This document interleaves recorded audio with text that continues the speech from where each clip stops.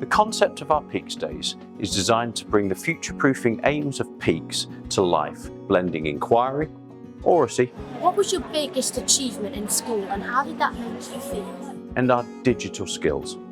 In our most recent Heritage Day, our Year 7s had the opportunity to meet alumni. These conversations strengthened their questioning and oracy skills while deepening their understanding of the connection between past and present.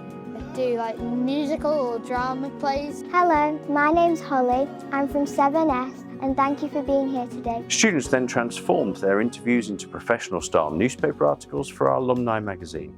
I really enjoyed speaking to the alumni today because I learnt that these are the best days of your life. I've learned how to develop my skills of oracy. I learnt today to always be confident talking to other people.